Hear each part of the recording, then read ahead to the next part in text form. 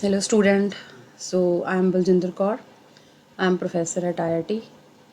So आज जो हम टॉपिक डिस्कस करेंगे वो है AC, अल्टरनेटिंग करंट. सो बच्चों, आपको जैसे पता ही है कि आपके बोर्ड के एग्ज़ाम 3-4 डेज़ के बाद है.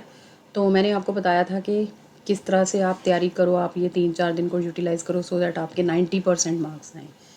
तो हमारा जो आज का टॉपिक है वो है एसी, अल्टरनेटिंग करंट. एक बहुत ही इंपॉर्टेंट चैप्टर है. इसमें से आपको 5 मार्क का क्वेश्चन जो है वो पक्का एग्ज़ाम में पूछा जा सकता है. ठीक है, तो चलो हम स्टार्ट करते हैं. अल्टरनेटिंग करंट पूरे एक शॉर्ट में मैं ये आपका पूरा लेक्चर कंप्लीट करूँगी. राइट, चलो okay then. So let's start from.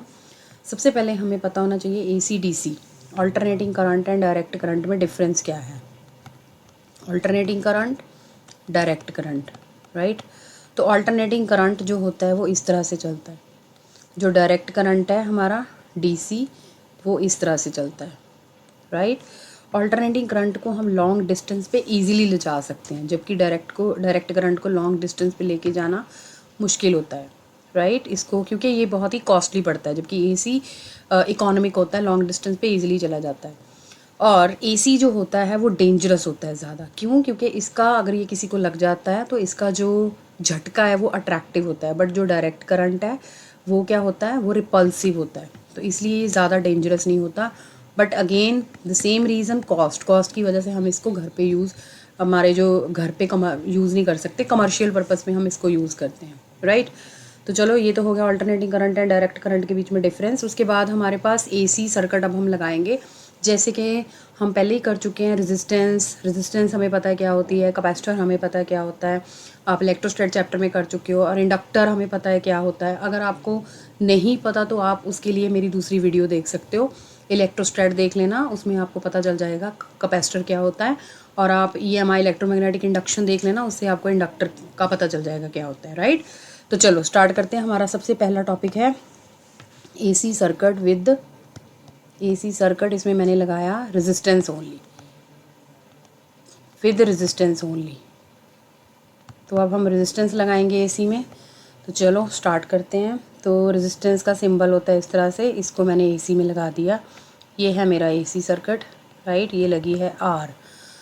उसके बाद हमें पता है ईएमएफ का जो रिलेशन होता है वो क्या होता है. ईएमएफ होती है E not sine omega t. ये है इसका. इस तरह से हम एसी को रिप्रेजेंट करते हैं. ई नॉट हमारी होती है पीक वैल्यू ऑफ ईएमएफ. तो ये हो गया हमारा फर्स्ट इक्वेशन.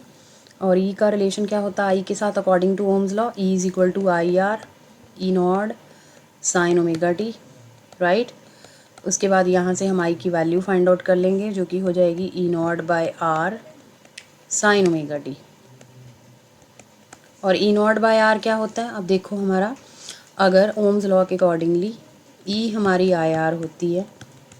राइट, यानी ई बाय आर होता है आई. तो अगर मैं ई की जगह यूज़ करूँ ई नॉट होती है peak value. E not by R क्या हो जाएगा, आई नॉट. तो मैं यहाँ पे यूज़ करूँगी आई नॉट साइन ओमेगा टी. ये आ गई मेरी आई की वैल्यू. ये है सेकेंड इक्वेशन. अब दोनों में डिफरेंस क्या है ये देखो. ये EMF E not sine omega T, इसका हम फेजर डायग्राम ड्रॉ करते हैं. किस तरह से बनेगा फेजर डायग्राम, ये देखो. EMF हमारी यहाँ पे चल रही है, क्या एंगल बना रही है, ओमेगा टी.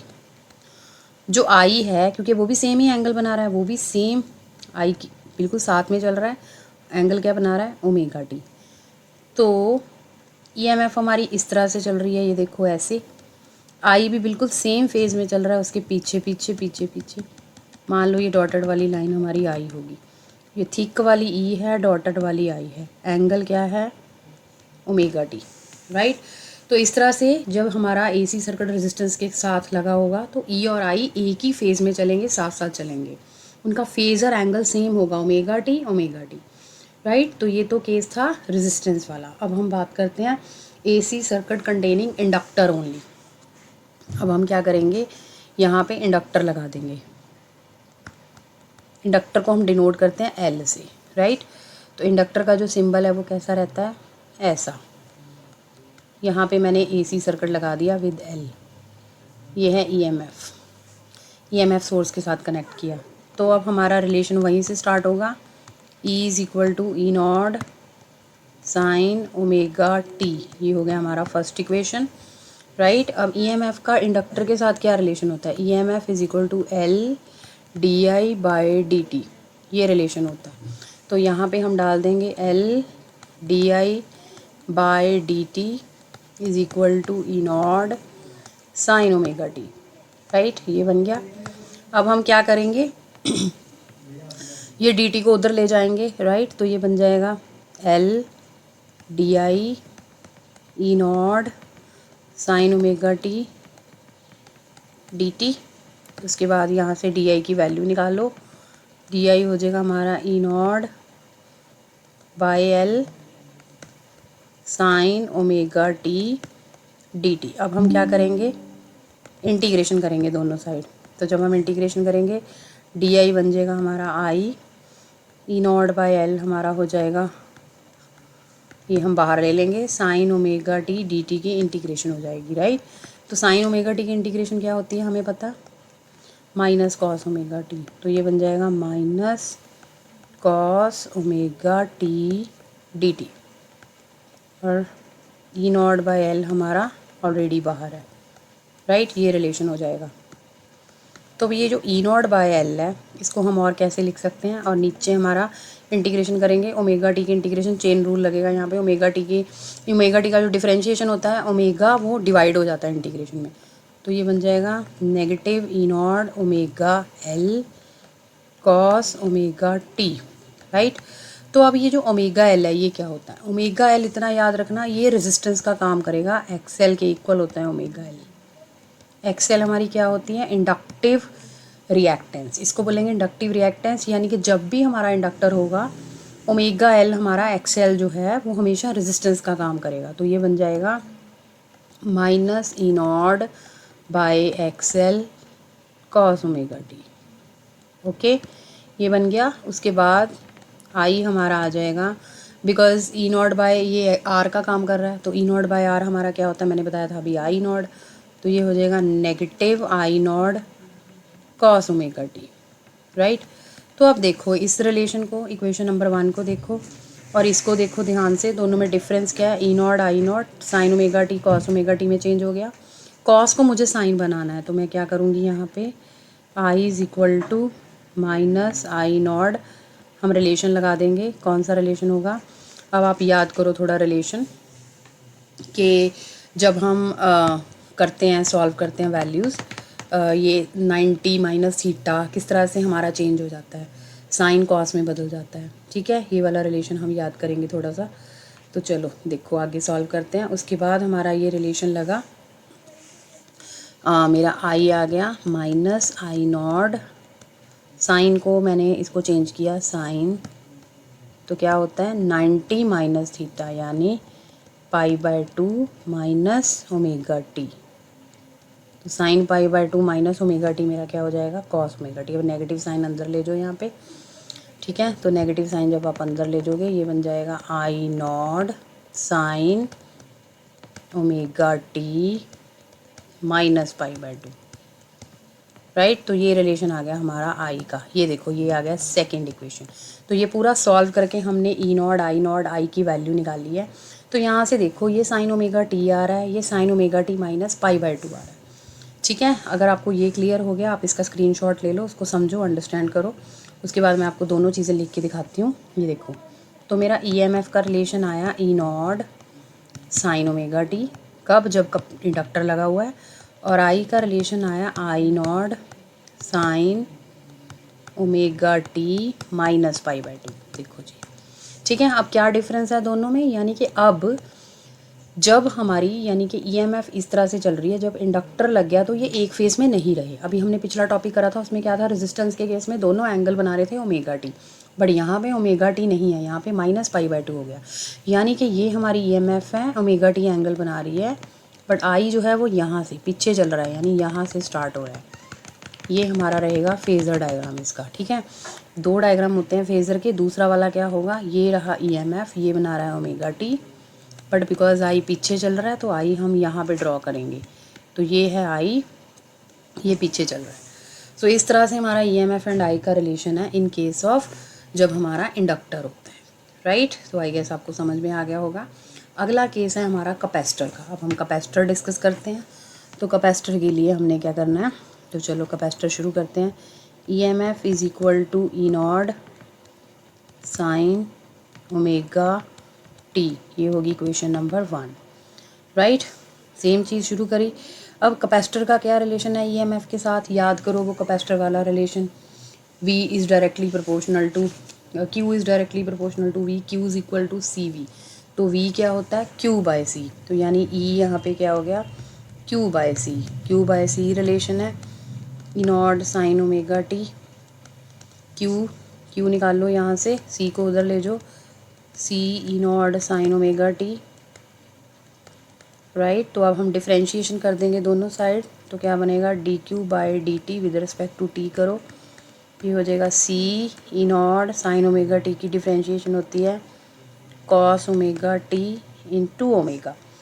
तो अब हम इसको लिख देंगे omega C E not cos omega T, तो ये हो जाएगा ई नॉट, इसको हम लिख देंगे 1 by omega C cos omega t, dQ by dt बन जाएगा हमारा I, राइट। तो उसके बाद ये आ जाएगा I ई नॉट, ये जो 1 बाय ओमेगा C है।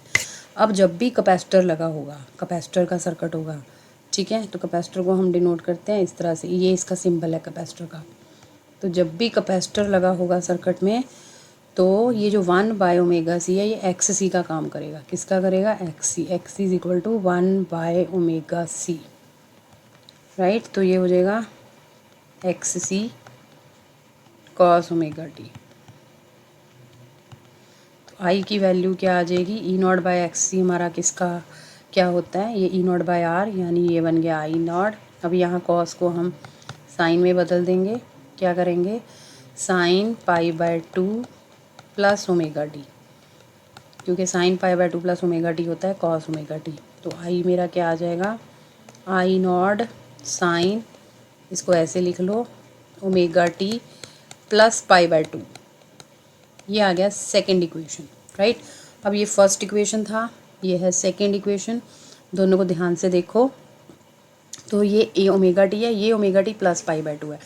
तो यानी कहने का मतलब ये है, जब हमारा ये कैपेसिटर लगेगा सर्किट में, तब भी ये EMF तो ऐसे चल रही है, जिस फेस में चल रही है वैसे की वैसे चलेगी, बट जो I है हमारा वो आगे चला गया पाई बाय 2, तो यानी I हमारा यहाँ से स्टार्ट होगा, ऐसा सा डायग्राम रहेगा, right.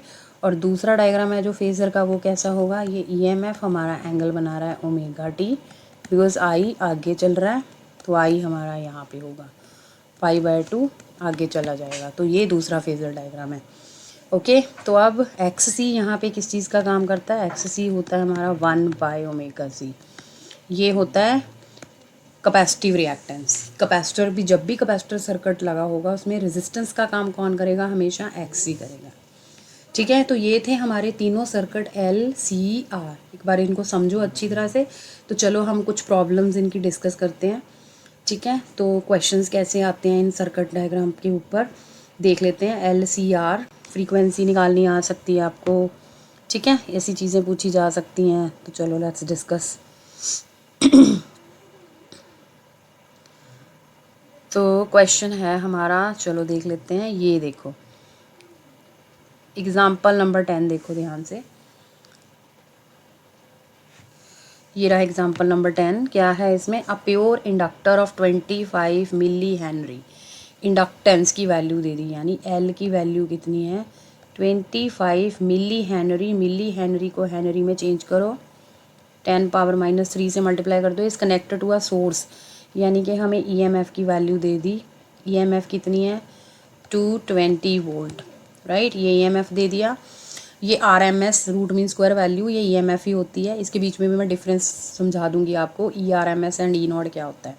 If the frequency of the source is 50 hertz, frequency दे दी हमें, F की वैल्यू दे दी 50 हर्ट्स, राइट। तो अब ये क्या कह रहे हैं, क्या निकालनी है, इंडक्टिव रिएक्टेंस, यानी XL निकालनी है। XL क्वेश्चन मार्क, तो XL का रिलेशन क्या होता है ओमेगा L, राइट। और ओमेगा क्या होती है 2πfl। अब देखो f की वैल्यू दे रखी है, l की वैल्यू दे रखी है, xl निकल जाएगी 2πf है 50, l की वैल्यू कितनी है 25 इंटू 10⁻³ इस सारे को सॉल्व करो and you will get answer, right. तो इस तरह से हम ये क्वेश्चन कर सकते हैं। उसके बाद ये आई नॉड और ई नॉड के बीच में क्या डिफरेंस है, ये तो आ गया हमारा इसका क्वेश्चन, ठीक है। इस तरह से हम सॉल्व कर सकते हैं। अभी हम L R C R L C R discuss करेंगे, कंबाइंड रिलेशन डिस्कस करेंगे, फिर मैं आपको बताऊंगी। ई नॉड कब होती है, जब हमारा ग्राफ इस तरह से चलता है, ये देखो ये है E naught peak value of E M F. इसी तरह से जब आई हमारा चलता है इस तरह से, आई जब मैक्सिमम होता है तो उसको आई नॉट से डिनोट करते हैं, ई जब मैक्सिमम होता है उसको ई नॉट से डिनोट करते हैं। तो जब ई एम एफ यहाँ पे होती है तो उसको ई आर एम एस बोलते हैं। E R M S means roots mean square value, या हम ई वी भी बोल सकते हैं इसको। E V E R M S एक ही चीज़ है। तो क्या रिलेशन है इसका, ई जो होता है ई आर एम एस होता है, इसका रिलेशन क्या है उसके साथ, उसके साथ ई नॉट पीक वैल्यू के साथ ई नॉट बाय √2। तो ये रिलेशन है, ये आप नोट कर लो। और इसी तरह से आई आर एम एस का क्या रिलेशन होता है, आई आर एम एस होता है आई नॉट बाय √2। सम टाइम हमें आई नॉट निकालने को बोला जाता है, आई आर एम एस दिया होता है तो हम ये वाला रिलेशन लगा सकते हैं। तो ये नोट कर लो दोनों वैल्यूज़, क्लियर। चलो तो अब हमारा नेक्स्ट सर्किट है L R circuit. L R नाम से ही पता चल रहा है, हमने इंडक्टर और रेजिस्टेंस दोनों इकट्ठे ले लिए, सीरीज़ में लगा दिए, राइट। तो ये हो गया इंडक्टर, ये हो गया एल, ये हो गया आर, दोनों लगे हैं सीरीज़ में। तो जब ये सीरीज़ में लगेंगे तो हमें पता है वोल्टेज सीरीज़ में हमेशा क्या हो जाती है, डिवाइड। तो लिख लो वी एल हो जाएगी हमारी I into X L. Ohm's law लगा, V is equal to I R होता है, बिकॉज आर का काम कौन करता है इंडक्टर में, X L. Similarly V R तो हमारा आई आर ही हो जाएगा, राइट। तो अब हम क्या करेंगे, वी एल आ गया आई एक्स एल, वी आर आ गया आई आर। तो अब हमने यहाँ पे एल और आर का एक डायग्राम बनाएंगे, ठीक है। उसको बोलते हैं फेजर डायग्राम। वी आर हमेशा हमारा यहाँ पे होता है, वी एल हमारा यहाँ पे होता है, राइट। तो ये ई एम एफ है, इसको बोलते हैं इम्पीडेंस ट्राइंगल। तो ये एंगल होगा फाई होगा फेजर एंगल, और ये हमारी वी एल होगी। तो अब हम यहाँ पे पाइथागोरस लगा देंगे, triangle A B C. Pythagoras के अकॉर्डिंगली क्या हो जाएगा, देखो ध्यान से, E square is equal to V L square plus V R square, ये बन गया। और यहाँ पे वैल्यू डाल दो, E M F is equal to V L की जगह हो जाएगी आई एक्स एल का स्क्वायर, वी आर हम आई आर है, वी आर की प्लेस पे हम आई आर डाल देंगे अंडर रूट। तो अब हमारा क्या हो जाएगा, यहाँ पे आई में अंडर रूट से कॉमन ले लूँगी। एक स्टेप मैं और समझा देती हूँ, कई बार बच्चों को नहीं समझ में आता। तो ये देखो आई स्क्वायर एक्स एल स्क्वायर, ये आई स्क्वायर आर स्क्वायर, ये बन गया ना। तो अब हम आई स्क्वायर कॉमन ले लेंगे। जब हम आई स्क्वायर कॉमन ले लेंगे, आई रूट से बाहर आ जाएगा, तो अंदर आ जाएगा X L square plus R square, okay.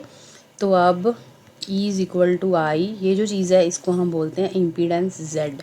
तो जेड की वैल्यू हमारी क्या होती है, under root X L square plus R square is called a impedance. ये इम्पीडेंस होता है आई जेड। तो आई की वैल्यू यहाँ पे अगर हमें सॉल्व करनी है वो क्या आ जाएगी, ई बाय जेड। तो आई आ गया ई बाय जेड, ओके। उसके बाद हमें निकालना है tangent, phasor angle. Phasor angle means ये फाई, तो क्या हो जाएगा phi tan phi. Tangent phi is equal to होता है V L by V R, ये होता है टैन फाई, राइट। तो टैन फाई का रिलेशन हमारे पास क्या हो जाएगा, वी एल होता है I into X L, V R होता है आई इंटू आर। तो ये निकाल लो, सॉल्व करो। तो इस तरह से हमारा फेज़र एंगल भी निकल सकता है। अगर आपको फेज़र एंगल पूछा जाता है आपने इस तरह से निकालना है। तो ये रहा हमारा एल आर सर्किट, राइट। तो उसके बाद हम करते हैं, ध्यान से समझ लो इसको, L R circuit, L R series में लगे हुए हैं, ओके। उसके बाद है हमारा सी आर। हेलो बच्चों, तो अभी मेरा नेक्स्ट टॉपिक है सी आर सर्किट, राइट। तो चलो सी आर स्टार्ट करते हैं। एल आर मैंने आपको करा दिया, सी करा दिया, और एल सी आर अलग अलग करवा दिए। तो अब है ये कंबाइंड में जो है सी आर सर्किट।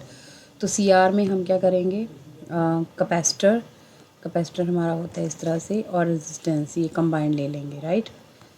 तो ये हमने ले लिया इस तरह से, ये है C, ये है R। तो जब हम इनको कंबाइंड में लेंगे इनकी वोल्टेज ऑब्वियसली डिवाइड हो जाएगी, VC हमारी आएगी I इंटू XC, राइट। और ये जो VR है ये होगी IR। तो अब हम क्या करेंगे, इसका भी इम्पीडेंस ट्रायंगल ड्रॉ करेंगे। इम्पीडेंस ट्रायंगल हमारा इस टाइप का होगा, ठीक है, ये ले लो, इस तरह से ड्रॉ करो। तो इधर हमारा होता है VC नीचे को होगा, VR हमारा सेम रहेगा, EMF हमारी यहाँ पे बन जाएगी ऐसे। ये ट्रायंगल हम ड्रॉ करेंगे। तो ये अगर VC है तो ये भी VC हो जाएगा, ये एंगल हो जाएगा फाई। तो इसको नाम दे देते हैं ट्रायंगल को ABC ट्रायंगल। तो अब इसमें हमारी EMF जो है उसका रिलेशन क्या रहेगा, VR square plus VC square under root. तो EMF हमारी आ जाएगी, VR की वैल्यू है IXC का होल स्क्वायर, VC की वैल्यू है सॉरी VC मैंने आगे लिख दिया, तो इसको ऐसे लिख लो, under root VC square plus VR square. तो VC को हम आगे भी लिख सकते हैं, और VR का रिलेशन हो गया IR का होल स्क्वायर, राइट। तो I हमने यहाँ पे कॉमन ले लिया, और ये आ गया मेरा under root XC square plus R square EMF।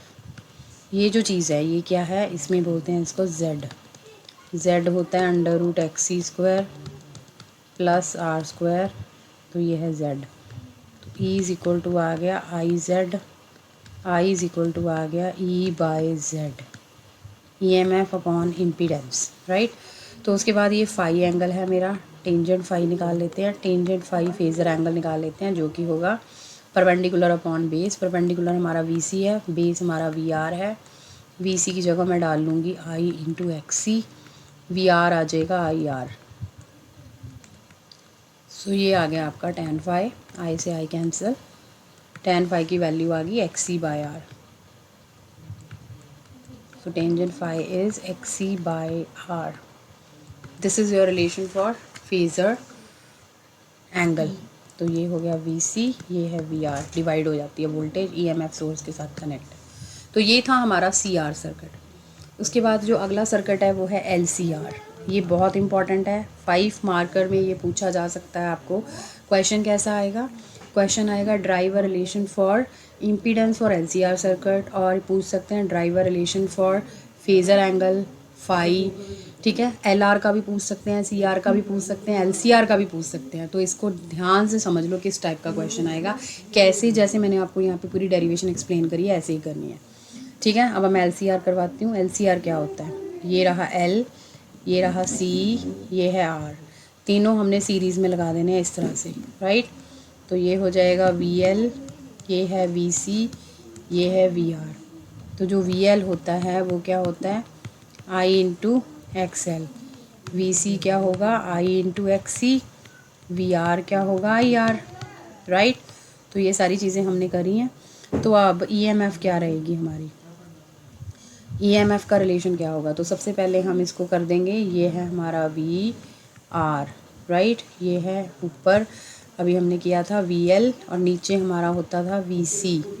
तो अब हम क्या करेंगे, वेक्टर के अकॉर्डिंगली हमें पता है कि अगर एक की डायरेक्शन राइट साइड है, एक की लेफ़्ट साइड है, तो नेट क्या निकलेगी, VL माइनस VC, मतलब जो बड़ी वाली है यहाँ पे पॉजिटिव वैल्यू VL है, VL में से VC सब्ट्रैक्ट कर देंगे, तो यानी ये भी VL माइनस VC आ जाएगी।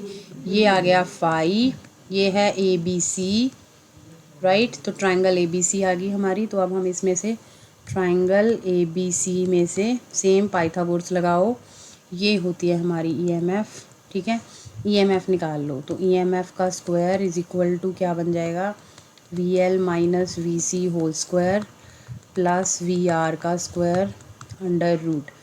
तो VL की वैल्यू कितनी है, IXL minus IXC whole square plus IR whole square under root. तो यहाँ से I स्क्वायर हमने निकाल लेना है, XL minus XC whole square, I square R square under root, I आ गया कॉमन, तो ये बन गया XL माइनस XC का होल स्क्वायर प्लस R का स्क्वायर ये आ गई EMF E का स्क्वायर, और ये चीज़ हमारी होती है Z। तो EMF जब हमने रूट लिया ये स्क्वायर हट जाएगा, EMF हो जाएगी I इंटू Z, राइट। तो इसमें Z क्या है हमारा, Z है इम्पीडेंस जो कि है XL माइनस XC का होल स्क्वायर प्लस R का स्क्वायर अंडर रूट। तो जब भी I निकालेंगे I हो जाएगा E/Z। तो इस तरह से हमारा ये करंट का रिलेशन आ जाएगा। अब हमें निकालना है ये एंगल फाई, तो ये होगा tan फाई। tan फाई होता है परपेंडिकुलर अपॉन बेस। परपेंडिकुलर कितना है, VL माइनस VC/VR, ये है tan फाई की वैल्यू, राइट। तो हम टेंजेंट फाई को निकाल सकते हैं यहाँ पे। VL हमारा क्या हो जाएगा, I इंटू XL, VC की वैल्यू हो जाएगी I इंटू XC, VR होगा IR, I से I कैंसिल हो जाएगा, XL माइनस XC/R। तो ये आ गया मेरा रिलेशन टेंजेंट फाई के लिए, राइट। तो ये LCR सर्किट आपको इस तरह से एग्जाम में आएगा। आपने पूरा एक्सप्लेन करना है, फेज़र डायग्राम बना के दिखाना है कि किस तरह से ये हमारा EMF की वैल्यू और फेज़र एंगल की value, tan phi is called a phasor angle, इसकी वैल्यू किस तरह से ये आ रही है, ठीक है। उसके बाद जो हमारा नेक्स्ट टॉपिक है वो है रेजोनेंस। ये भी पूछ सकते हैं रेजोनेंस कि कंडीशंस क्या है रेजोनेंस की, 2 मार्क में पूछा जाएगा। What are the condition for resonance, what is a resonance and what is a resonance in LCR। तो ये क्या होती है रेजोनेंस। तो रेजोनेंस एक कंडीशन है जिसमें जब XL हमारा यानी इंडक्टिव रिएक्टेंस हमारी XC के इक्वल हो जाती है, यानी इंडक्टिव कैपेसिटेंस के इक्वल हो जाती है। तो ये ओमेगा एल हो गया, ये 1/ωc हो गया। ये है कंडीशन नंबर 1 कंडीशन पे ये होगा। तो यानी omega square LC is equal to हो जाएगी 1, ओमेगा की वैल्यू हो जाएगी 1/√LC, ओमेगा हो जाएगा 2πf 1/√LC, एफ हो जाएगा 1/2π√LC। ये आ गई हमारी सिंपल फ्रिक्वेंसी, ये आ गई रेजोनेंट फ्रिक्वेंसी। तो अगर क्वेश्चन आ जाए रेजोनेंट फ्रिक्वेंसी निकालो तो हमने ये वाला फॉर्मूला लगाना है, अगर क्वेश्चन आ जाओ फ्रीक्वेंसी निकालो तो हमने ये वाला निकालना है। तो ये हमारा केस नंबर 1 है। अब हम इम्पीडेंस की बात करते हैं। हमें पता है इम्पीडेंस क्या होता है, LCR में इम्पीडेंस होता है XL माइनस XC का whole square plus R square, यही होता है ना। तो अब हम क्या करेंगे, क्योंकि जब हमारी XL और XC इक्वल हो जाएगी, XL इसकी जगह भी मैंने XL डाल दिया, ये इक्वल होगी, राइट। तो ये ज़ीरो होगी, तो Z हमारा कितना आ गया, R square under root Z की वैल्यू आ गई R, ये आ गई Z। तो इम्पीडेंस एंड R हमारा इक्वल आ गया। तो इस केस में केस नंबर 1, तो I हमें पता है कितना होता है E/Z। तो जब हमारा इम्पीडेंस है, इसमें XL और XC तो हमारा कट गया, यानी इम्पीडेंस I की वैल्यू जो है, इम्पीडेंस हमारा मिनिमम हो गया, कितना हो गया, Z मिनिमम हो गया। तो Z जब मिनिमम हो जाएगा तो I क्या बन जाएगा, I हो जाएगा मैक्सिमम, राइट। तो इस केस में I हो जाएगा I0। तो ये केस हैं हमारे 3 केसेस रेजोनेंस के। जब भी रेजोनेंस पूछा जाए ये सारा एक्सप्लेन करना है आपने प्रॉपरली, और I को I0 बना देना है, और Z हमारा इम्पीडेंस मिनिमम हो जाएगा, करंट मैक्सिमम बन जाएगा I0। तो अगर मैं ग्राफ प्लॉट करूँगी रेजोनेंस ओमेगा के बीच में और I के बीच में, तो वो किस टाइप का रहेगा, ये देखो इस टाइप का ग्राफ होगा। ये वैल्यू I0 होगी, ये कब होगी, जब ओमेगा R होगी, रेजोनेंस पे होगी। ये वैल्यू ओमेगा 1 पे होगी, ये वैल्यू ओमेगा 2 पे होगी, राइट। तो इस तरह से ये ग्राफ है, I हमारा I0 बन जाएगा I और ओमेगा के बीच में। तो ये केस है रेजोनेंस का। तो चलो अब हम कुछ प्रॉब्लम्स डिस्कस करते हैं इससे रिलेटेड। तो किस तरह से रेजोनेंस की क्वेश्चंस पूछे जा सकते हैं वो भी मैं आपको बताती हूँ। तो चलो लेट्स डिस्कस, सारे तरह के करेंगे। चलो देख लो, जैसे ये क्वेश्चन है हमारा, देखो ये क्वेश्चन नंबर 3 देखो, inductance of negligible resistance whose reactance is 22 at 200 Hz is connected 220 volt 50 Hz power line. What is the value of inductance and reactance? ठीक है, चलो ये सिंगल वाला तो हमने कर लिया, कुछ डबल वाले करते हैं। AC circuit containing resistance and inductor in series, LR के क्वेश्चन किस टाइप के क्वेश्चन आ सकते हैं ये देख लेते हैं। चलो देखो ये रहा हमारा क्वेश्चन LR का।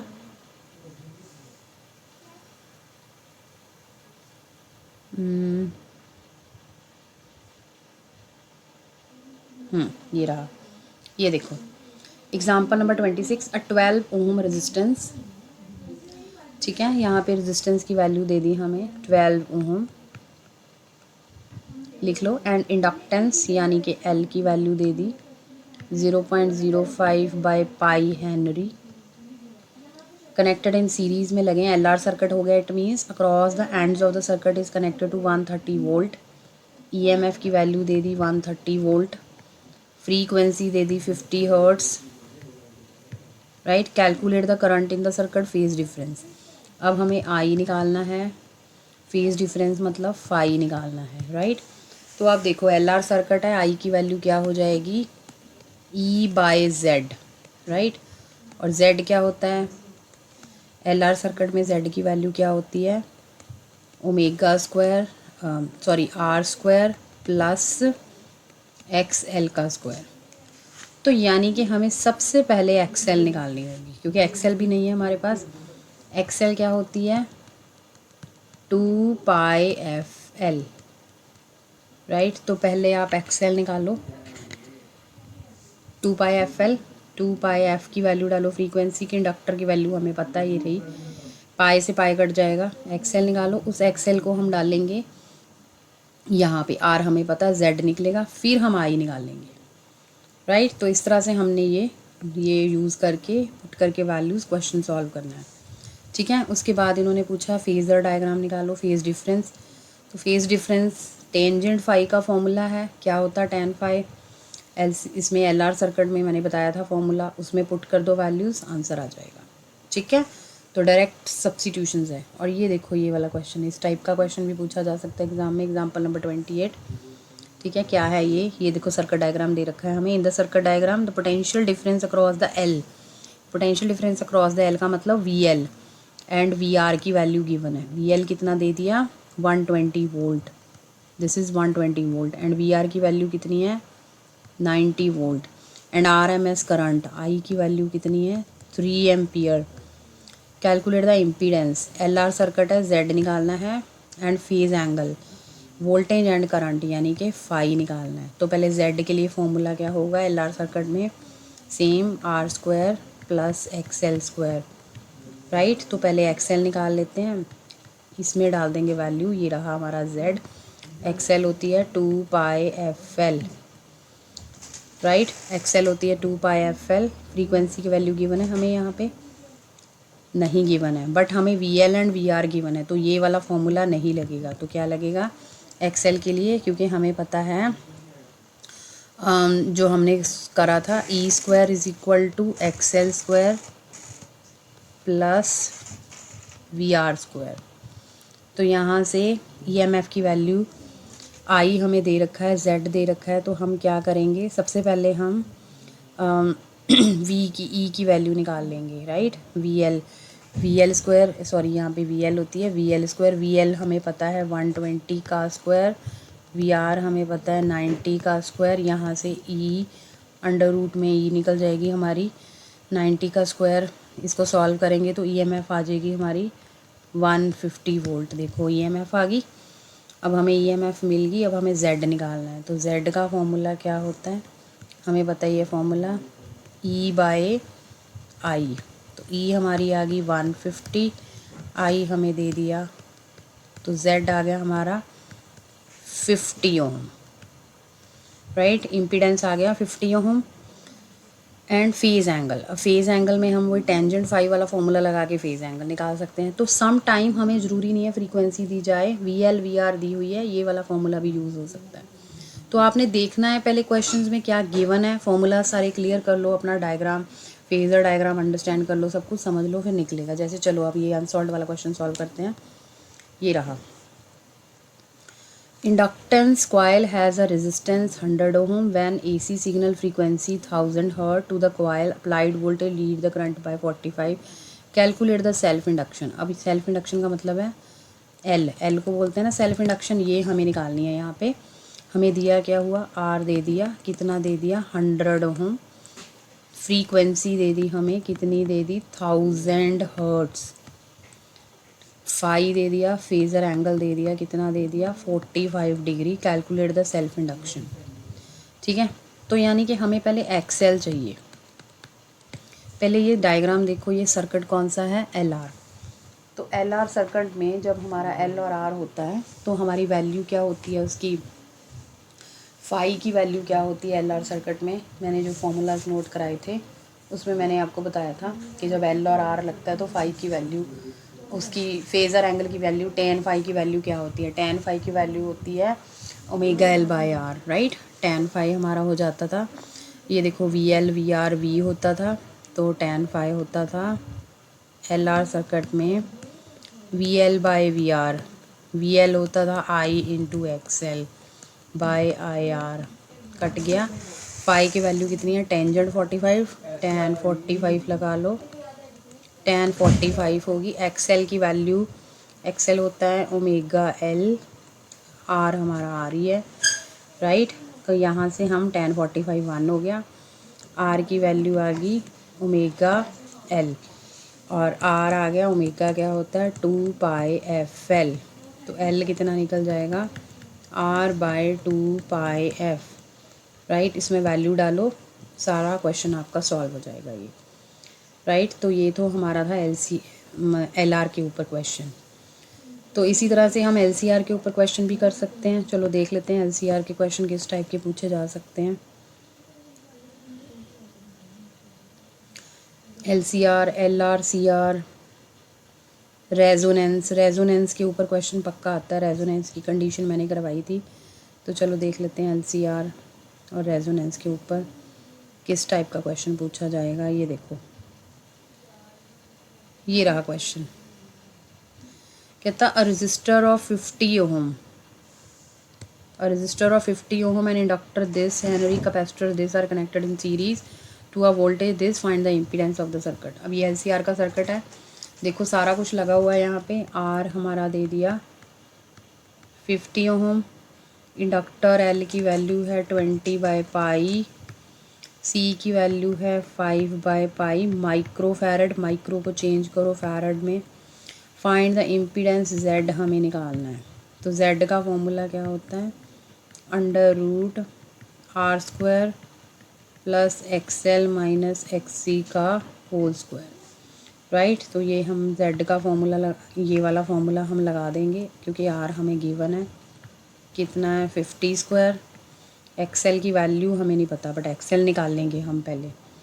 तो एक्स एल क्या होती है 2πfl। तो देखो 2π, फ्रीक्वेंसी कितनी दे दी, फ्रीक्वेंसी है 50 हर्ट्ज़, एल कितना है 20/पाई। ये देखो पाई से पाई कटा तो कितनी आ गई 2000 आ गई एक्सएल की वैल्यू, यहाँ पे ले लो 2000, ठीक है। माइनस इसी तरह से एक्स सी निकाल लो, एक्स सी की वैल्यू क्या होती है 1/ओमेगा सी, ओमेगा है 2πf, 50 सी की वैल्यू कितनी ओमेगा 5/पाई इंटू 10⁻⁻6, ऊपर जाके 6 हो जाएगा, पाई से पाई कट गया, ये हमारी बन गई 2 ज़ीरो कट गई, ये पूरा मिला के एक्स सी की वैल्यू कितनी आ गई, दैट इज़ ऑल्सो 2000। तो 2000 माइनस 2000, ये तो ज़ीरो ही हो जाएगा। तो Z आ गया सीधा सा 50 ओम, दैट्स इट, सो इजी। तो इस तरह से LCR सर्किट के हमने क्वेश्चन सॉल्व करने हैं, ये ऐसा सा क्वेश्चन दिया जाएगा, राइट। Okay, clear. उसके बाद ये देखो, ये रहा क्वेश्चन नंबर 40, देख लेते हैं। 0.3 हेनरी इंडक्टर, यानी L की वैल्यू है 0.3 हेनरी, एंड कैपेसिटर C की वैल्यू है 60 microfarad, micro means 10⁻⁻6 farad, and 50 ohm resistance, R है हमारी 50 ohm, connected in series with 120, EMF की वैल्यू है 120 वोल्ट, 60 हर्ट्ज सप्लाई, 60 हर्ट्ज है हमारी frequency, calculate the impedance, Z हमें निकालना है। तो LCR सर्किट है, इसमें Z क्या होता है R square plus X L minus X C का whole square under root, right. तो पहले आपको एक्स एल निकालना पड़ेगा जो कि होता है 2πfl, राइट। तो 2π, फ्रीक्वेंसी की वैल्यू कितनी है 60, एल है 0.3, नीचे 10 लगा दो, ये कट गया, 36 पाई आ गया एक्सएल। इसी तरह से एक्स सी निकाल लो, एक्स सी की वैल्यू आ जाएगी 1/2 पाई एफ सी, सी 10⁻6 ऊपर चला गया, सी में से 60 कर दिया, राइट। फ्रीक्वेंसी की वैल्यू कितनी है, फ्रीक्वेंसी इज़ ऑल्सो 60, तो इसको सॉल्व कर लो। 600 एक्सी की जो वैल्यू आती है, एक्सएल में से एक्सी माइनस कर दो, यहाँ पे डाल दो, आपका आर की वैल्यू गिवन है, यहाँ डाल दो, आपका जेड निकल जाएगा। आगे तो सिर्फ कैलकुलेशन ही है, तो ये आप कर सकते हो। तो इस तरह से आपने ये सारी चीज़ें यूज़ करके ये क्वेश्चन पूरा सॉल्व करना है। Okay, clear. तो सम टाइम क्वेश्चन जो आता है हमारा रेजोनेंस के ऊपर, ये किस तरह का होता है, ये देखो।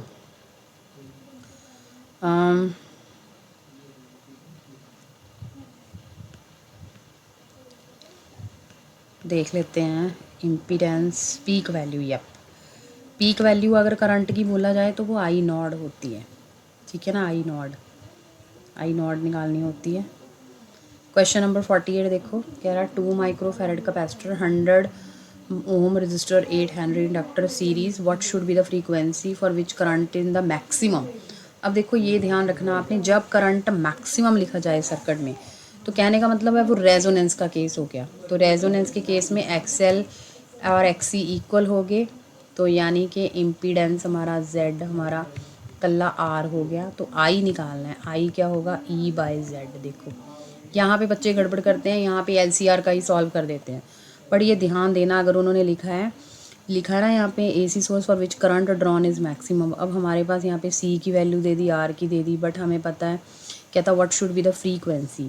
तो अब हमें फ्रीक्वेंसी निकालनी, जब करंट मैक्सिमम है तो फ्रीक्वेंसी का फॉर्मूला क्या होता है, F होती है 1/2 पाई √LC। याद है ना, मैंने अभी करवाया था जब हमने रेजोनेंस की कंडीशन करी थी। तो ये देखो L और C हमें दिया हुआ है, 100 और 200, इसकी वैल्यू यहाँ पे डाल लो, फ्रीक्वेंसी निकल जाएगी। तो फ्रीक्वेंसी इस तरह से निकालनी है। If the peak value of the EMF यानी ई नॉट दे दी, तो मैक्सिमम करंट निकालो। अब ई नॉट दे दिया 200, राइट, तो आई की वैल्यू क्या हो जाएगी, E0/Z, दैट्स इट। तो ये बन जाएगा आई नॉट, तो मैक्सिमम करंट आ जाएगा, ये फॉर्मूला लगाओ। टोटल इम्पीडेंस तो आर जेड आर के इक्वल हो जाएगा, आर कितना है हमारा 100 ohm. Peak value of current I not यहीं से निकल जाएगी। फेजर डिफरेंस टेंजेंट फाई निकाल लेंगे, राइट। तो इस तरह से हमारा ये पूरा इम्पीडेंस का मतलब रेजोनेंस का क्वेश्चन है जो पूरा हमारा आएगा। तो ये टॉपिक जो है हमारा LCR के ऊपर, LCR in resonance. I guess अब आपको सारे टॉपिक क्लियर होंगे। तो अगर आपको LCR, LR, CR, LCR पूरा टॉपिक अच्छी तरह से क्लियर हो सकता है, क्लियर हो जाता है, तो आप क्या कर सकते हो, एक तो बोर्ड में आपका 5 नंबर LCR में से या एक न्यूमेरिकल इन टॉपिक में से कहीं नहीं गया, वो आप इजीली सॉल्व कर सकते हो। सेकेंडली, अगला पेपर आपका JEE आ रहा है, JEE एग्ज़ाम में भी इन चारों टॉपिक के ऊपर से एक क्वेश्चन पक्का पूछा जाता है, तो वो भी आपका साथ में क्लियर हो जाएगा। ओके, तो बाकी इसका जो नेक्स्ट शॉट है वो मैं पावर पावर हो गया हमारा, ट्रांसफार्मर हो गया, वो सारा भी मैं इसी चैप्टर में, इसी लेक्चर में मैं कवर कर देती हूँ, ठीक है। तो चलो करते हैं शुरू। हेलो स्टूडेंट, तो अभी मैंने इसी चैप्टर स्टार्ट करवाया हुआ था, तो जो पिछला पार्ट है उसमें हमने सारा LCR वगैरह डिस्कस करा। तो उसके बाद अगला जो पार्ट है वो कंटिन्यू कर रही हूँ मैं, इसमें हम डिस्कस करेंगे एवरेज पावर ट्रांसफार्मर, कुछ बड़े इंपॉर्टेंट टॉपिक जो हैं वो डिस्कस करेंगे इसमें हम, राइट। तो सबसे पहले हम बात कर लेते हैं पावर की। पावर क्या होती है, पावर होता है work upon time, W/T, right. तो वर्क कैसे निकलेगा हमारा, वर्क को निकालने के लिए हम करेंगे EI, वर्क होता है EI। ओके, तो EMF क्या थी हमारी, EMF हमें पता है E = E0 sin omega T. और I की वैल्यू क्या थी, I = I0 sin omega T +5, right. तो अब हम क्या करेंगे, इसमें वैल्यू डाल देंगे, E = E0 sin omega T, I की वैल्यू डाल देते हैं I0 sin omega T +5, right. तो ये बन जाएगा हमारा work done, E0 I0 sin omega T sign omega T plus five. Okay, तो उसके बाद हम क्या करेंगे, यहाँ पे रिलेशन लगा देंगे। हमें पता है मैथ्स की एक आइडेंटिटी होती है जो कि है साइन ए प्लस बी, जो कि होती है sine A sine omega T cos B cos phi plus cos A cos omega T sine phi, right. तो ये आइडेंटिटी हमारी है, ये है वर्क डन हमारा। तो अब हम क्या करेंगे, इसको ओपन कर लेंगे। यहाँ पे ये बन जाएगा E naught I naught sine square omega T cos phi, right. ये आ जाएगा plus E naught I naught को ऐसे ही रखते हैं। यहाँ पे बन जाएगा हमारा, इसको ओपन करेंगे, sign omega T cos omega T, ठीक है। ये हमारा, हम इसको डेरिवेटिव फॉर्म में ले लेते हैं डी डब्ल्यू। तो ये डेरिवेटिव फॉर्म में होगा, ये भी जो भी इसकी वैल्यू है डी टी की फॉर्म में हो जाएगी। डी डब्ल्यू है क्योंकि ये हमारा टी वेरिएबल है, यहाँ पे फाई हमारा कांस्टेंट है, तो ये डी टी हो जाएगा। तो ये हो जाएगा डी टी। अब हम क्या करेंगे, इंटीग्रेशन ऑन बोथ साइड। तो जब हम इंटीग्रेशन करेंगे डी डब्ल्यू की इंटीग्रेशन डब्ल्यू हो जाएगी। देखते हैं, ये बन जाएगी ई नॉड आई नॉड, इसकी इंटीग्रेशन करते हैं sine square omega T cos phi D T plus इसकी integration sine omega T cos omega T D T, right. ये चीज़ होगी। अब ये जो सेकेंड टर्म है इसकी इंटीग्रेशन ज़ीरो होती है, ठीक है। तो इसको आप सॉल्व करके नहीं दिखाना, आप डायरेक्ट वैल्यू पुट कर सकते हो, क्योंकि बायोलॉजी वाले स्टूडेंट है जो, वहाँ पे इनको दिक्कत आएगी।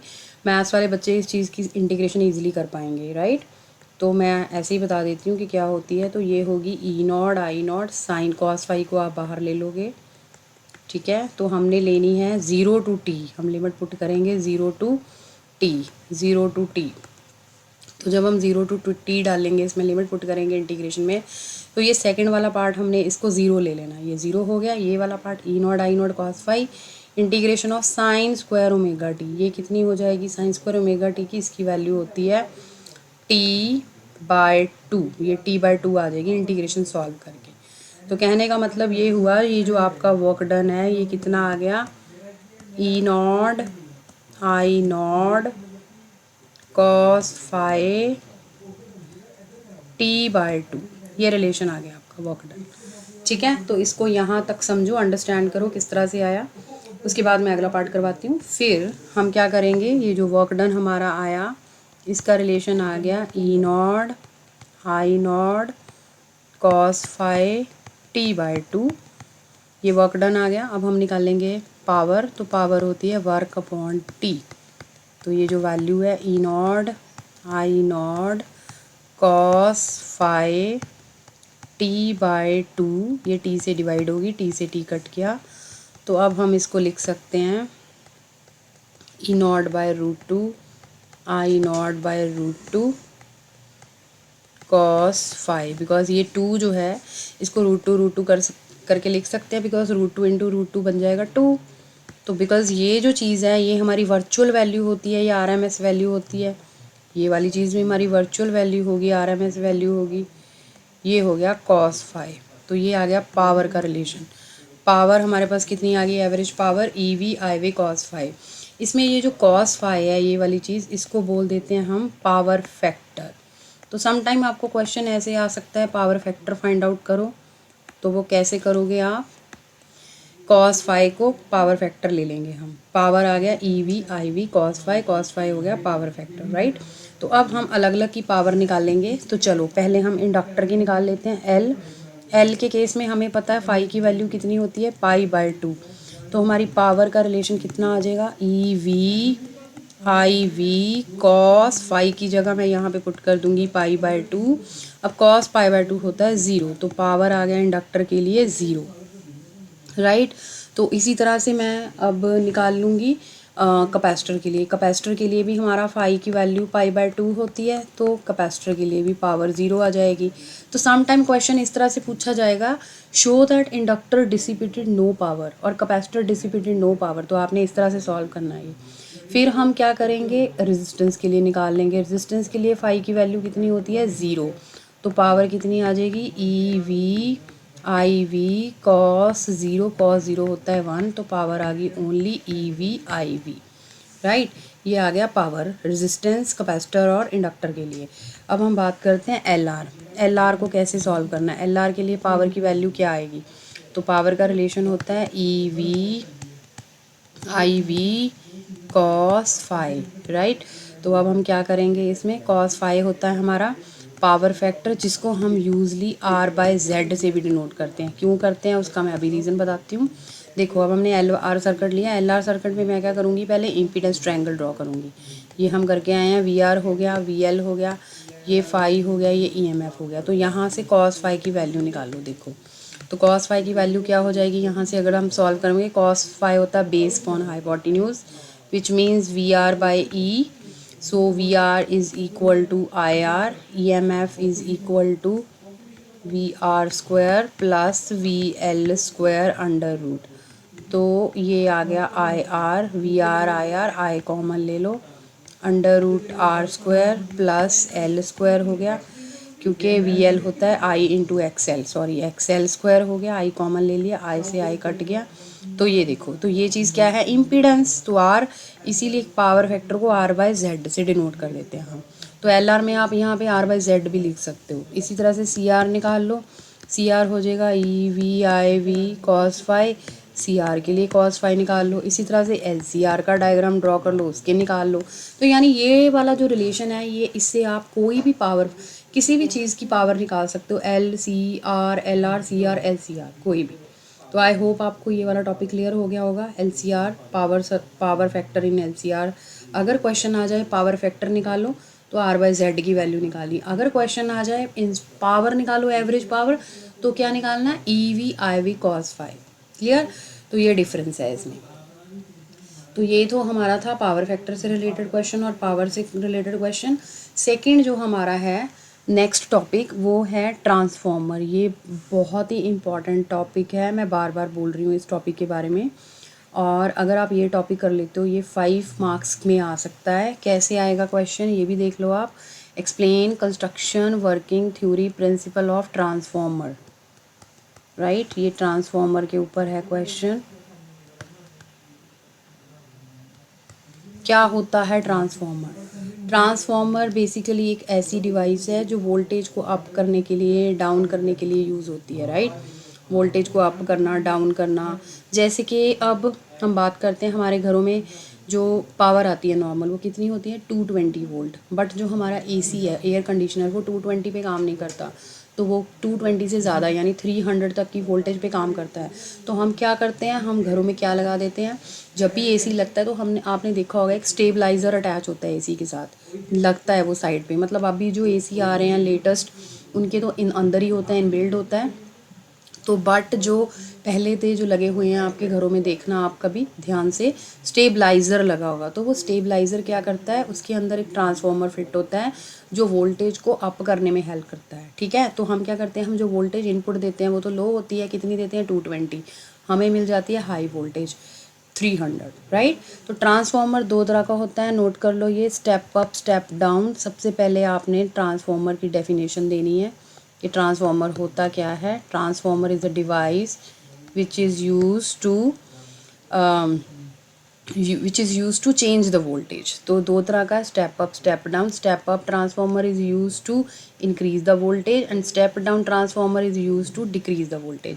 तो क्या लगा, स्टेप अप में क्या होगा, स्टेप अप में हमने क्या करना है, ये देखो, ये म्यूचुअल इंडक्शन प्रिंसिपल पे काम करता है। इसमें क्या होगा, दो कॉइल होंगी, प्राइमरी सेकेंडरी। तो मैंने यहाँ पे primary number of turns, primary में क्या होंगे, लेस नंबर ऑफ टर्न होंगे। ये होगी प्राइमरी, ये है सेकेंडरी। तो मैंने प्राइमरी के क्रॉस इनपुट देनी है, तो मैंने इनपुट दी लो वोल्टेज, कितनी दी, लेट इट बी 220, ठीक है। तो अब मेरे सेकेंडरी के क्रॉस मुझे यहाँ पे, ये सेकेंडरी होगा, ठीक है। सेकेंडरी के क्रॉस मुझे यहाँ पे रेजिस्टेंस लगा दो, उसके बाद मुझे यहाँ पे मिलेगी आउटपुट। आउटपुट कितनी मिलेगी मुझे 300। तो ये देखो ये वोल्टेज को अप कर रहा है, ये हमारा प्राइमरी है, ये सेकेंडरी है। तो जब नंबर ऑफ ये देखो ये नंबर ऑफ टर्न्स है सेकेंडरी में, it is greater than number of turn primary, तो transformer is said to be step up. अब स्टेप डाउन में क्या होगा, स्टेप डाउन में उल्टा हो जाएगा, यहाँ पे नंबर ऑफ टर्न ज़्यादा होंगे, यहाँ पे कम होंगे, ये देखो। तो ये जो मैंने डायग्राम बनाया ये स्टेप डाउन का बनाया। तो आप यहाँ पे स्टेप अप और स्टेप डाउन दोनों का डायग्राम ड्रॉ करके दिखा सकते हो। तो मैंने यहाँ पे दी लेट इट बी 300, तो ये डाउन है, तो मुझे 200 मिलेगी। तो मतलब वही बात आ गई, ये डाउन कर रहा है, ये प्राइमरी है, ये सेकेंडरी है। तो यहाँ पे हमारे नंबर ऑफ टर्न सेकेंडरी में क्या है, लेस है एज़ कम्पेयर टू प्राइमरी। तो ये उल्टा हो गया। So this is a difference between step up and step down transformer. ये आप कंस्ट्रक्शन बता सकते हो। ये किस प्रिंसिपल पे काम करता है, म्यूचुअल इंडक्शन, क्योंकि प्राइमरी और सेकेंडरी जो कॉइल हैं ये दोनों ही mutual induction principle. Mutual induction क्या होती थी कि ईएमएफ इंड्यूस होती थी, दोनों म्यूचुअली ईएमएफ इंड्यूस करते थे सर्किट में। तो जब भी कोई कॉइल, दो कॉइल इस तरह से कनेक्ट होती हैं तो वो म्यूचुअली ईएमएफ इंड्यूस करती हैं, ठीक है, म्यूचुअली करती हैं। एक होती थी सेल्फ इंडक्शन। सेल्फ इंडक्शन क्या होती थी, जो खुद ही करती थी, सेल्फ मतलब अपने आप। तो दिस इज़ अ डिफरेंस। और ये जो ट्रांसफार्मर है हमारा, ये म्यूचुअल इंडक्शन प्रिंसिपल पे काम कर रहा है, राइट। तो अब ये तो होगी इसकी वर्किंग, और ये एक्सप्लेनेशन प्राइमरी सेकेंडरी में क्या होगा, राइट। ये एक्सप्लेनेशन दे दो, उसके बाद हम बात करते हैं थ्योरी। थ्योरी में आप क्या लिखोगे ट्रांसफार्मर की, राइट। तो थ्योरी में हमने क्या करना है, प्राइमरी सेकेंडरी दो हैं, तो पहले मैं निकाल लूँगी EMF according to Faraday's law, EMF across primary. तो फैराडेज लॉ हमारा क्या था, ये था number of turn across primary d∅/dt, right. ये प्राइमरी के क्रॉस हो गया। ये आप लिखोगे थ्योरी में, यहाँ पे एंड में पहले आपने कंस्ट्रक्शन, डेफिनेशन वगैरह दे के, टाइप्स बता के थ्योरी बता देनी है। फिर सेकेंडरी के क्रॉस क्या होगा, according to Faraday's law NS d∅/dt, right. ये सेकेंडरी के क्रॉस आ गई। अब इन दोनों को डिवाइड कर दो। जब हम इन दोनों को डिवाइड करेंगे, d∅/dt कट गया, नेगेटिव साइन कट गया, ये देखो। तो EP/ES प्राइमरी और सेकेंडरी, ये आ जाएगा NP/NS, राइट। तो ये देखो ध्यान से, जिसकी नंबर ऑफ टर्न ज़्यादा उतनी ही उसकी ईएमएफ ज़्यादा, राइट। तो यानी ये डायरेक्टली प्रोपोर्शनल रिलेशन है। तो नंबर ऑफ टर्न अगर प्राइमरी में ज़्यादा होंगे, उधर हमें ईएमएफ ज़्यादा मिलेगी। अगर सेकेंडरी में नंबर ऑफ टर्न ज़्यादा होंगे तो सेकेंडरी साइड ज़्यादा मिलेगी, राइट। तो इस तरह से ये थ्योरी में आप बता सकते हो। और ये जो NS/NP है, इसको हम ट्रांसफॉर्मेशन रेशियो के नाम से भी जानते हैं, ट्रांसफॉर्मेशन रेशियो। तो सम टाइम आपको क्वेश्चन पूछा जाएगा what is a transformation ratio, तो आपने ये चीज़ एक्सप्लेन करनी है। EP/ES को हम ट्रांसफॉर्मेशन रेशियो बोलते हैं, राइट। तो ये तो था ट्रांसफार्मर के बारे में। उसके बाद हम बात कर लेते हैं एनर्जी लॉसेस। अब बात यह है कि जितनी वोल्टेज हम देते हैं, हम सारी की सारी तो नहीं चेंज होती, कुछ एनर्जी लॉसेस भी हो जाते हैं। बिकॉज हमें पता है कि कोई भी मशीन आइडियल नहीं होती। आइडियल मशीन वो होती है जिसकी एफिशिएंसी 100% होती है, बट अभी तक हमारे पास ऐसी कोई मशीन नहीं है जिसकी एफिशिएंसी 100% हो, बिकॉज कोई ना कोई एनर्जी लॉसेस होते ही होते हैं। तो इसमें एनर्जी लॉसेस कितनी तरह के हैं, तो अगर आपको क्वेश्चन आ जाएगा कि discuss energy losses in transformer, तो हमारे पास सबसे पहला एनर्जी लॉसेस है copper loss, right. Copper loss, because some energy is lost due to heating of copper wire used in primary and secondary winding. तो वाइंडिंग में कई बार हो जाती है, तो उसको बोलेंगे कॉपर लॉस। फिर आ जाता है second energy losses, it is eddy current loss. तो ये एडी करंट लॉस आ जाएगा।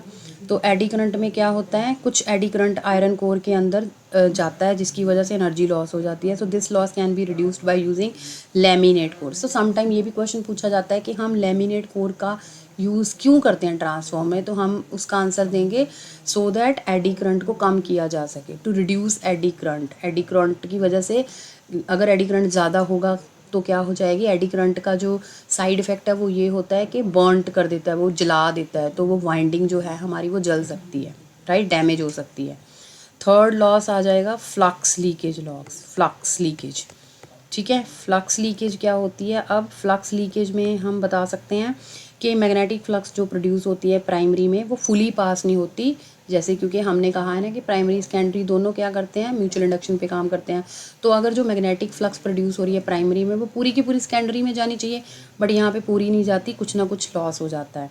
फोर्थ लॉस जो हमारा है वो है हमिंग लॉस। हमिंग लॉस का मतलब है कि जब चेंज होता है, आपने देखा होगा कि एसी की ही बात कर लेते हैं, एयर कंडीशनर बहुत ज़्यादा आवाज़ें करता है, तो यानी कुछ एनर्जी लॉस होती है साउंड की फॉर्म में, ठीक है ना, तो उसको बोल देते हैं हमिंग लॉस, राइट। तो ये 4 टाइप्स के लॉसेज हैं हमारे जो ट्रांसफार्मर में होंगे। उसके बाद use of transformer. Transformer use कहाँ होता है, तो स्मॉल ट्रांसफार्मर है जो वो तो यूज़ होते हैं हमारे रेडियो रिसीव, टेलीफोन्स और हमारे लाउड स्पीकर, और जो हमारे स्टेबलाइज़र, पावर सप्लायर, जितने भी स्टेबलाइज़र है, जैसे हमने एसी की बात करी। स्टेप डाउन ट्रांसफार्मर हमारा यूज़ होता है large current for electric welding में। स्टेप डाउन हमारा यूज़ होता है इंडक्शन फर्नेसेस में, मेल्टिंग, मेटल को मेल्ट करने के लिए स्टेप डाउन यूज़ होता है, बिकॉज धीरे धीरे मेटल को मेल्ट किया जाता है, राइट। एक्सरे रे प्रोड्यूस करने के लिए भी हम यूज़ करते हैं स्टेप अप ट्रांसफार्मर को। तो ये थे यूजेस ऑफ ट्रांसफार्मर, राइट। उसके बाद आ जाती है एफिशिएंसी। अब ट्रांसफार्मर की एफिशिएंसी कैसे निकालेंगे, इट इज़ डिनोटेड विद ईटा। तो एफिशिएंसी निकालने के लिए हम क्या करते हैं, पावर आउटपुट लेते हैं। पावर आउटपुट कितनी आई, पावर इनपुट कितनी है, power output power input into 100, right. तो ये है एफिशिएंसी। तो वैसे मैंने बताया ना, आइडियल मशीन वो होती है जिसकी एफिशिएंसी होती है 100%, मतलब जितनी इनपुट दे रहे हैं हमें उतनी ही आउटपुट मिल रही है। बट ऐसा अभी तक कोई भी ऐसी मशीन नहीं बनी है जिसकी एफिशिएंसी 100% हो, राइट। तो ये तो था ट्रांसफार्मर के बारे में। 5 मार्कर का क्वेश्चन है स्टूडेंट्स, तो प्लीज़ इसको ध्यान से कर लेना, राइट। ये पक्का पक्का एग्जाम में पूछा जाएगा। अब हम करते हैं कुछ न्यूमेरिकल डिस्कस। तो सबसे पहले मैंने अभी आपको ट्रांसफार्मर वाला टॉपिक कराया, ट्रांसफार्मर का ही न्यूमेरिकल डिस्कस करते हैं। तो सबसे पहला है एग्जाम्पल नंबर 67, ये देखो ध्यान से। तो क्या है ये, primary coil of an ideal step up transformer has 100 turns and transformation ratio is also 100, input voltage and powers are 220 volt and this calculate the number of turn in secondary. तो देखो बच्चों, अब इसमें हम क्या करेंगे, अब यहाँ पे हमें क्या क्या दे दिया, primary step up transformer has 100 turn, यानी NP दे दिया। NP की वैल्यू होगी 100। ट्रांसफॉर्मेशन रेशियो कितनी होगी, ट्रांसफॉर्मेशन रेशियो अभी मैंने बताया था आपको क्या होती है, ट्रांसफॉर्मेशन रेशियो NS और NP का रेशियो होती है। NS और NP याद रखना, सेकेंडरी और प्राइमरी का होती है, सेकेंडरी ऊपर होता है, ठीक है। तो ये कितने दे दिया हमें, 100। अब NP की वैल्यू 100 है, तो यहाँ से हमारी NS निकल जाएगी, उधर जाके NP मल्टीप्लाई हो जाएगा, यानी हो जाएगी 10,000। नंबर ऑफ सेकेंडरी आ गए, नंबर ऑफ प्राइमरी तो हमारे पास है ही। अब ये कह रहा है इनपुट वोल्टेज यानी EP, प्राइमरी की जो वोल्टेज है वो 220 वोल्ट है, ठीक है। Input voltage and power are 220 and 1100। Power हमें दे दी इनपुट पावर, यानी कि पावर भी इनपुट है 1100 what, right. Number of turn in secondary, तो अब सेकेंडरी में निकालो तो हम वही वाला फॉर्मूला यूज़ कर लेंगे, क्या कौन सा, NP/NS is equal to EP/ES, right. अब NP/NS हमें पता है, NP कितनी है 100, NS कितनी है 10,000 और EP की वैल्यू कितनी है 220। यहाँ से हमारी आ जाएगी E सेकेंडरी, राइट। तो इसको कट करो, ये देखो ये आ गई ES की वैल्यू कितनी आ गई 220, ये आ गई सेकेंडरी की वोल्टेज, राइट। सेकेंडरी की वोल्टेज निकल गई। करंट भी निकाल सकते हैं। अब करंट कैसे निकलेगा, करंट का फॉर्मूला अगर आपको E पता है, करंट के साथ भी इसका रिलेशन होता है, राइट। क्या रिलेशन होता है करंट के साथ, वो भी मैं आपको नोट करवा देती हूँ। देखो देखो करंट का रिलेशन, ये देखो, ये वाला फॉर्मूला आप नोट कर लो, ये रहा। तो इसको ट्रांसफॉर्मेशन E2/E1, E2 का मतलब है E सेकेंडरी, E प्राइमरी। तो यहाँ पे जो करंट होगा, करंट उल्टा होगा क्योंकि करंट रेसिप्रोकल होगा, राइट। तो करंट यहाँ पे हमारा आ जाएगा EI प्राइमरी, I सेकेंडरी, क्योंकि वोल्टेज के रेसिप्रोकल होता है, is equal to number of turn हमारे डायरेक्टली प्रोपोर्शनल टू है, और इसको K बोल देते हैं, K मतलब ट्रांसफॉर्मेशन रेशियो। तो बस यहाँ से यूज़ करके हम ये करंट की वैल्यू भी फाइंड आउट कर सकते हैं, ये वाला फॉर्मूला यूज़ कर सकते हैं। ओके स्टूडेंट्स, तो ये फॉर्मूला लगाओ, आपका करंट निकल जाएगा। इस टाइप का क्वेश्चन ही आपको पूछा जाएगा सेकेंडरी में, पावर इन सेकेंडरी। तो पावर इन सेकेंडरी हम कैसे निकाल लेंगे, पावर का फॉर्मूला हम कौन सा फॉर्मूला यूज़ करेंगे पावर का, क्योंकि इसने कहा आइडियल ट्रांसफार्मर है, हम आइडियल कंसिडर कर लेंगे, क्योंकि पावर निकालने के लिए हम आइडियल कंसिडर करेंगे। तो पावर हो जाएगी आउटपुट पावर जितनी इनपुट पावर है उसके इक्वल होगी, ठीक है। क्योंकि इन्होंने लिखा है आइडियल। ये देखो, यहाँ से देखो, यहाँ क्वेश्चन में मेंशन है, अगर ना मेंशन होता बट यहाँ पे आइडियल मेंशन है, तो आइडियल मीन्स आउटपुट पावर भी हमारी 100 हो जाएगी, राइट। तो ये तो था ट्रांसफॉर्मेशन, ट्रांसफॉर्मर और ट्रांसफॉर्मेशन रेशियो के ऊपर क्वेश्चन। उसके बाद स्टूडेंट्स हमारे पास एक और टॉपिक है जो बहुत ही इंपॉर्टेंट है, जिसका नाम है क्वालिटी फैक्टर। तो ये टॉपिक है, इसके ऊपर भी कई बार क्वेश्चन पूछ लिया जाता है कि what is a Q factor, इसकी डेफिनेशन बताओ, और सम टाइम इसका क्वेश्चन आ जाता है, न्यूमेरिकल आ जाता है, ठीक है। तो क्यू फैक्टर क्या होता है? क्यू फैक्टर को क्यू से डिनोट करते हैं। ये रेशो होता है किसका? ओमेगा आर का और ओमेगा 2 माइनस ओमेगा 1 का। अब ये omega R and omega 2 minus 1 क्या है? मैंने आपको एक ग्राफ बताया था पिछले जो लेक्चर है उसमें, जब हम एलसीआर कर रहे थे रेजोनेंस वाला, कि यहाँ पे हमारी रेजोनेंट फ्रीक्वेंसी होती है, यहाँ पे फ्रीक्वेंसी होती है हमारी ओमेगा 1, यहाँ पे फ्रीक्वेंसी होती है ओमेगा 2। तो ये होती है रेजोनेंट फ्रीक्वेंसी। तो ओमेगा आर और इन दोनों का सब्ट्रैक्ट कर दो डिफरेंस, अगर इनका रेशियो ले लें तो ये हो जाता है क्वालिटी फैक्टर, राइट स्टूडेंट। तो एक तो क्वालिटी फैक्टर का हम ये रिलेशन लिख देंगे, ये रेजोनेंट फ्रीक्वेंसी के साथ है। दूसरा हमारा जो क्वालिटी फैक्टर का रिलेशन है, एक और रिलेशन है क्वालिटी फैक्टर का, वो है Q factor is the ratio of voltage drop. Ratio होता है वोल्टेज ड्रॉप के, कितना वोल्टेज ड्रॉप हुआ across L and C, L और सी, एल भी ले सकते हैं, सी भी ले सकते हैं, और अप्लाइड वोल्टेज, राइट। और वोल्टेज हमने अप्लाई कितनी की, जैसे इसका मतलब ये हुआ कि हम वोल्टेज ले सकते हैं यहाँ पे वी एल, वोल्टेज एल के क्रॉस, और वी, तो वी एल कितनी होती है हमारी I into X L, V R कितना होता है I into R, I cut गया, एक्सएल बाय आर। तो क्यू फैक्टर का अगर क्वेश्चन आ जाए, एक्सएल बाय आर निकाल सकते हो। अगर आपके पास कैपेसिटेंस है तो भी हो सकता है V C by V, V C कितनी हो जाएगी I into X C by I R, I cut गया, तो ये बन गया एक्स सी बाय आर। तो क्वालिटी फैक्टर एक ये वाला रिलेशन भी हो सकता है। तो ये देखो, ये क्वालिटी फैक्टर के 3 टाइप्स के रिलेशन है। इसकी डेफिनेशन पूछेगी तो आप यही बता सकते हो, ratio of the voltage, it is defined as the ratio of the voltage drop across L and C to the applied voltage, right. तो ये था क्वालिटी फैक्टर, क्यू फैक्टर, और इसके न्यूमेरिकल्स भी आ सकते हैं। तो उसमें आपने एक्सेल, ये वाला जो मैंने फॉर्मूला बताया, ये यूज़ करना है और न्यूमेरिकल सॉल्व कर लोगे। So that's all guys, this is your chapter.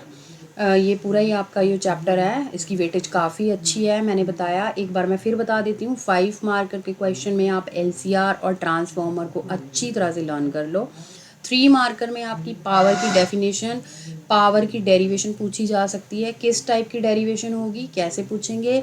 पूछा जाएगा कि explain that inductor dissipated no power, capacitor dissipated no power, इस टाइप का क्वेश्चन पूछ सकते हैं। या explain power factor for L R C R, या सम टाइम इन क्वेश्चन में पूछ सकते हैं पावर फैक्टर बताओ क्या होता है। Okay, so that's all, thank you.